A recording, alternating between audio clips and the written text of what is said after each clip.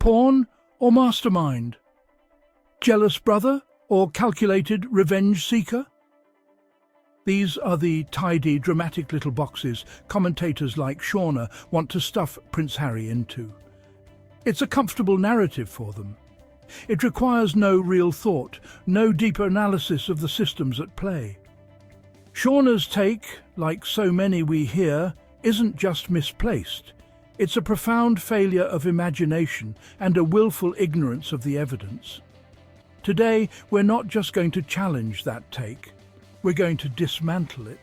We're going to explore why Harry's actions are not those of a pawn or a petulant sibling, but of a man executing the most radical, difficult, and publicly scrutinized act of self-liberation in modern history.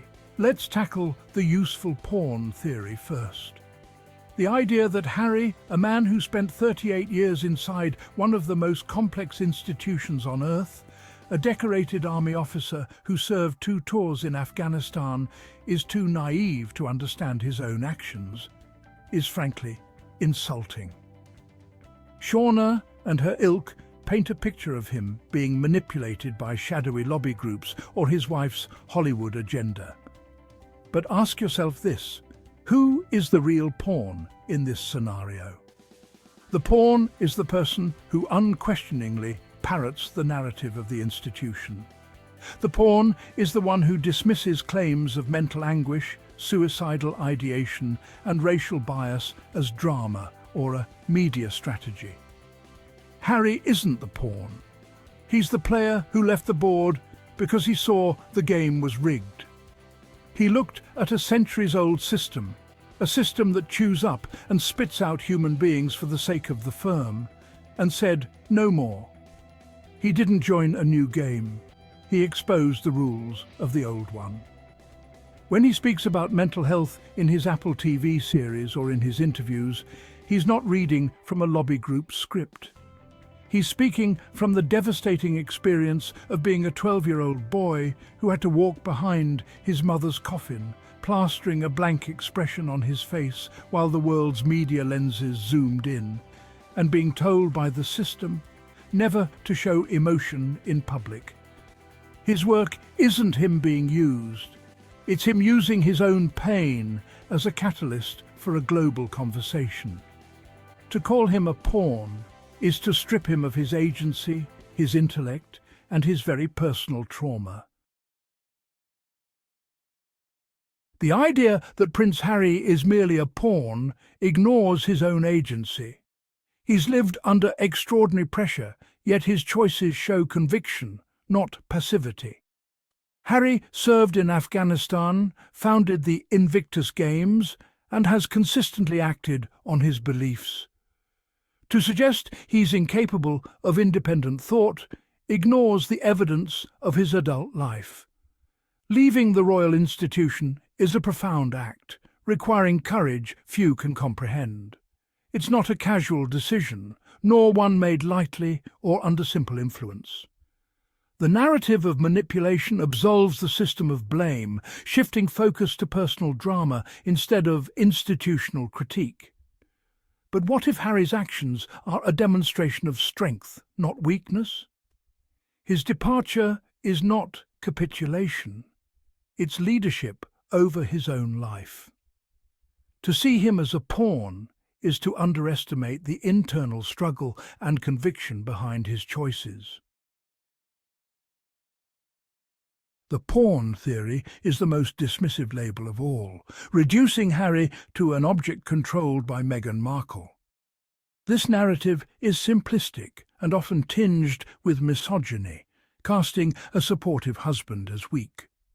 Harry's struggles with mental health and the royal system predate his marriage. His decision to leave is rooted in his own experiences, not external manipulation. To believe he's a pawn is to ignore his history of facing adversity and leading global initiatives. He's spoken for himself, through books, interviews, and documentaries. The pawn narrative comforts those unwilling to confront the reality that privilege can be a cage. It's easier to blame disruption on one person than to question the system itself. By casting him as a puppet, we erase the journey of a man reclaiming his voice. The truth is more complex and more human. Another narrative paints Harry as the jealous brother, motivated by resentment toward Prince William. This story is dramatic, but ignores the nuances of Harry's own words. He critiques the system, not his brother, highlighting the hierarchy that strains even close bonds. To be the spare is to live a life defined by another's purpose, a difficult position, not simply a jealous one. The real story is not rivalry, but two brothers coping differently with trauma and expectation. Harry's desire is not for a crown, but for freedom and safety for his family. Reducing this to jealousy misses the complexity of his motivations. There's a crucial difference between seeking revenge and seeking accountability, one lost in the discourse around Harry. Revenge is destructive. Accountability is about acknowledgement and change. Harry's public statements and memoir are attempts to create a record, not to inflict harm. He's called for apology and reform, not destruction. His goal is to prevent harm from being repeated, not to tear down his family. Seeing him as vengeful makes his actions seem petty. Seeing him as a whistleblower reframes them as public service. He's exposing a system he believes is toxic, not settling scores. His actions are about changing the rules, not seeking retribution. This distinction reframes his entire project. Harry's true agenda is radical transparency, a direct challenge to the royal motto, "Never complain, never explain." His memoir and documentaries are acts of vulnerability, not manipulation. He's processing trauma in public, hoping to heal and shed light on broader issues. This openness is uncomfortable for an institution built on mystique. By speaking candidly, Harry pulls back a curtain never meant to be drawn. Critics see this as attack or self-interest, but sharing wounds publicly comes at great personal cost. He could have chosen quiet retreat, but instead uses his platform for honest storytelling. His transparency is a tool for liberation, not destruction. By reclaiming his narrative, he steps out of the roles assigned by others. This commitment to honesty is the core of his quest for an authentic life. Harry's greatest threat to the establishment isn't what he said, but that he left at all. His departure shows the royal system is not infallible, and that privilege can be suffocating. By choosing a different path, he challenges the core tenets of royal duty. He's prioritized his family's well-being over tradition, a radical act.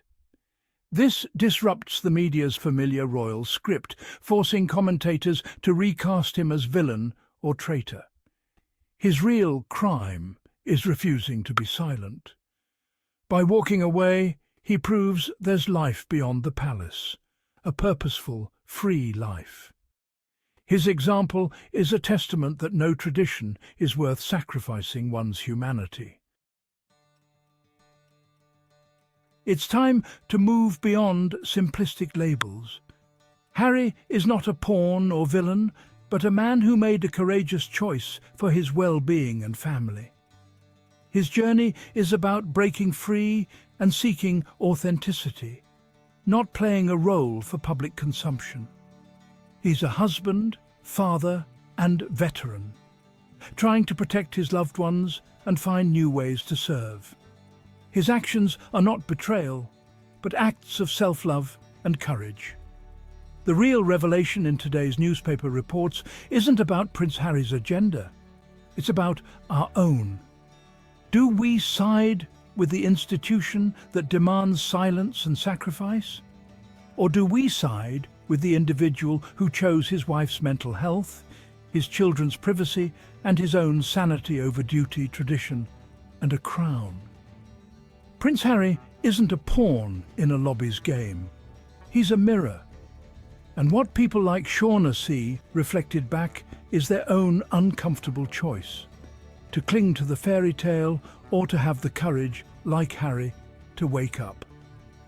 The question was never pawn or mastermind.